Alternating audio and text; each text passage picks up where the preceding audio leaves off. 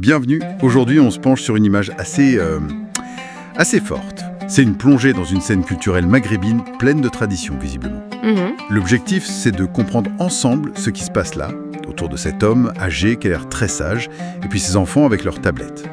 Alors décortiquons ça. Oui, alors ce qui frappe d'emblée, c'est ce défilé, ce cortège. Au centre, cet homme avec son turban blanc, son bâton, il a tout l'air d'un maître coranique, une figure d'autorité, de savoir. C'est ça. Et autour de lui, les enfants, certains vraiment très jeunes, qui tiennent ces fameuses planchettes en bois, les lourds. Les loups, oui. Elles sont couvertes d'inscriptions, on devine des versets, et puis il y a le décor, l'architecture traditionnelle, ces murs en terre, les palmiers, mais aussi les couleurs vives des habits, des drapeaux. Et ça contraste avec les tons plus terreux, ocre, du bâti. Exactement. Et on aperçoit aussi plus discrètement des poteaux électriques, des petits signes de modernité. Justement, ce contraste visuel est intéressant. La sagesse de l'aîné, l'innocence des enfants, et puis les couleurs vives, le rouge, le vert, le bleu des drapeaux, des vêtements, face aux tons plus neutres, beige, blanc, marron. Ça évoque la tradition, l'environnement. C'est là que ça devient vraiment intéressant, je trouve. Tout à fait. Et ce mélange ancien-moderne, ça pose question, non? Est-ce une intégration douce ou est-ce que le photographe a un peu choisi son angle pour minimiser le moderne? Bonne question. Peut-être un peu des deux. Possible. En tout cas, le thème central, c'est clairement la transmission. La transmission du savoir, de la foi.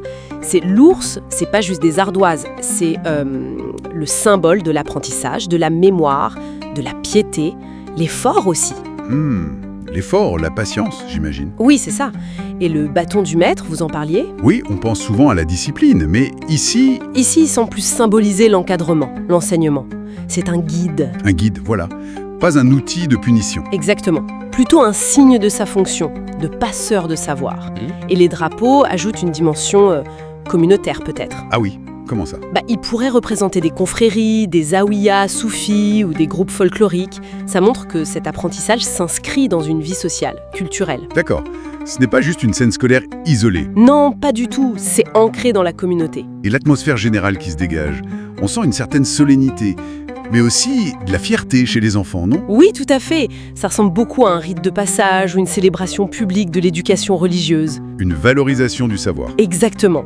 Une façon de montrer le respect pour la connaissance sacrée, dès le plus jeune âge. La photo capture un moment un peu hors du temps, où les générations se lient. C'est vrai que l'image est très belle, esthétiquement. Presque un tableau, entre le reportage et le portrait collectif. Oui, elle est très composée. Mais est-ce qu'il n'y a pas un risque parfois avec ces images très esthétiques de folkloriser un peu, de figer la scène dans une beauté qui cache l'effort, la complexité? C'est toujours l'équilibre délicat, oui. L'esthétique peut magnifier, mais elle peut aussi simplifier. Cela dit, je crois qu'ici, la force tranquille du vieil homme, la concentration des enfants, ça dépasse la simple beauté. On sent le poids de la responsabilité, la valeur du moment. C'est une pratique vivante qui est documentée, pas juste un spectacle, même si l'image est forte visuellement. D'accord. Alors, si on essaie de résumer un peu tout ça, qu'est-ce que tout cela signifie au fond? Cette photo, c'est bien plus qu'un défilé. C'est une illustration de l'héritage culturel, spirituel, éducatif. C'est ça. Elle montre le lien entre les générations, l'importance des symboles, des gestes, pour transmettre les valeurs dans ces sociétés. Absolument. Et ça nous renvoie à une réflexion plus large, je pense. Ah oui, laquelle?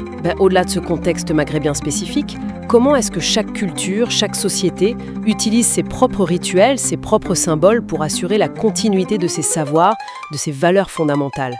Quels sont nos loups à nous, si on veut, nos marches symboliques pour faire passer ce qui est essentiel à travers le temps? Cela soulève une question importante sur la mémoire collective, la transmission. Une question universelle, en effet.